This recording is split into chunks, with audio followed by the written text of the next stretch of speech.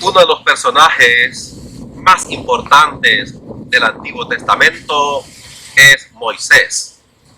Y es importante porque es el que contribuyó para la liberación del pueblo de Israel. Segundo, es importante porque es el que contribuyó para que el pueblo de Israel pasara el Mar Rojo. Tercero, Moisés es importante porque brindó gran ayuda para que el pueblo de Israel atravesara el desierto durante 40 años.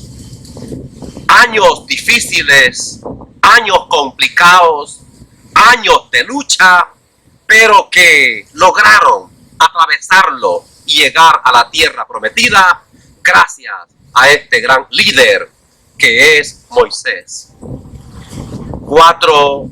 Moisés es importante porque es el que señaló la tierra prometida y le dijo al pueblo: aquella es la tierra que emana leche y miel. Y a renglón seguido busca a Josué para que le sustituya en su liderazgo y llevar al pueblo hasta la tierra prometida.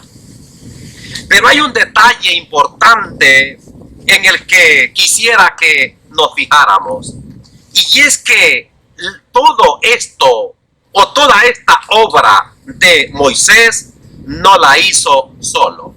Obviamente la hizo con el favor de Dios, pero hay que destacar la profunda ayuda que hicieron los hermanos de Moisés.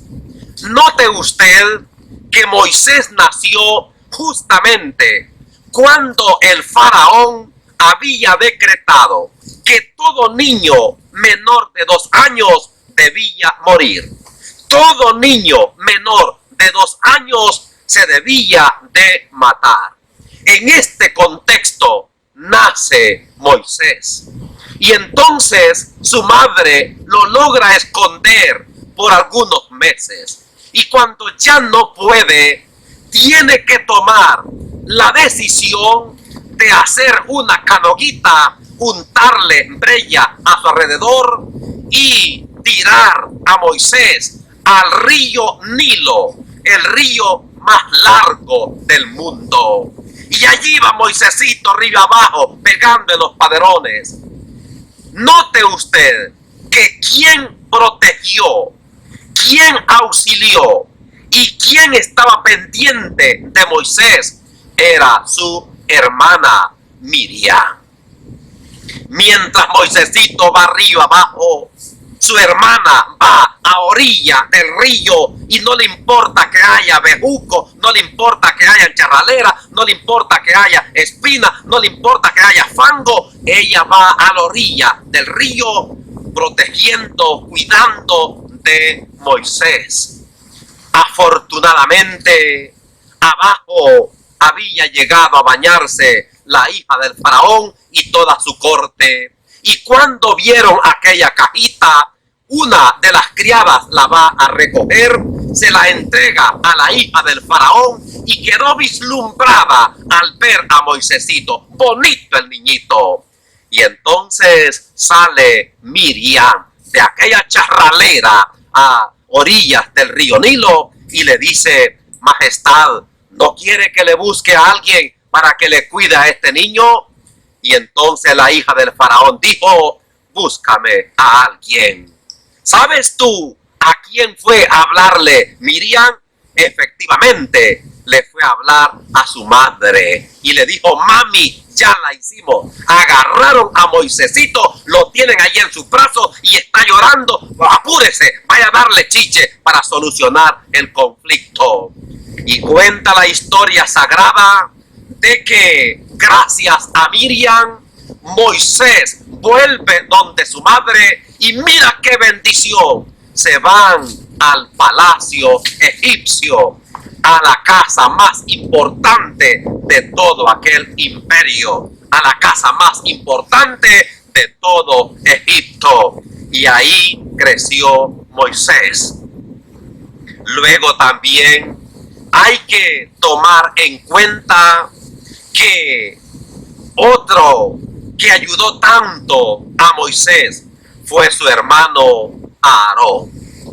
Es decir, los hermanos se complementan. Dice el libro del Éxodo en el capítulo 4 que Moisés tenía un pequeño problema. Era tartamudo, no podía hablar. Y entonces el Señor le dice a Moisés: lleva a tu hermano Aarón.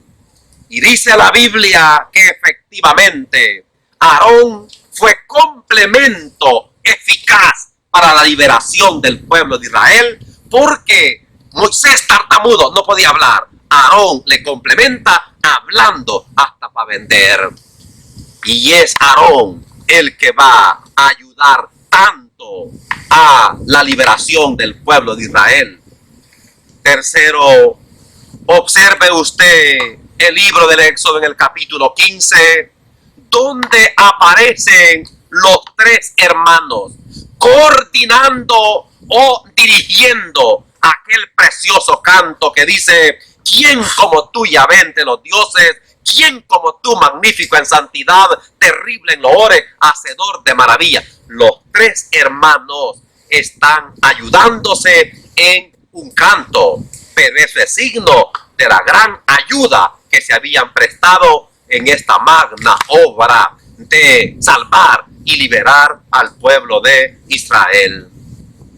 También debo decir que los hermanos se perdonan. Observe usted el libro de los Números en el capítulo 12. Todo el capítulo 12 del libro de los Números se dedica a hablar de los serios enfrentamientos, de los serios conflictos, de los serios problemas a causa de la envidia, a causa de resentimientos, a causa de raíces de amargura que existieron entre estos tres hermanos. Pero qué maravilloso cuenta la Biblia que cuando hubo un conflicto terrible a causa de la esposa de Moisés, es decir, cuñada de Aarón y Miriam, y entonces ese conflicto logró solucionarse en y a través de el perdón. Por eso Jesús en el Nuevo Testamento, ante la pregunta de Pedro: ¿cuántas veces tengo que perdonar? ¿Verdad que no más unas 7 veces? Jesús le dice: no te digo 7 veces, sino 70 veces 7, es decir, siempre, toda una vida. El perdón entre los hermanos es fundamental y es digno de felicitar, es digno de admirar y es digno de aplaudir a aquellos hermanos de padre y madre que incluso han echado adelante empresas, se han logrado unir, se han logrado compactar en medio de conflictos, en medio de diferencias, en medio de problemas. Esto es lo que este mundo hoy necesita. Un gran pensador dijo: entre más pienso en el hombre, más amo a los animales.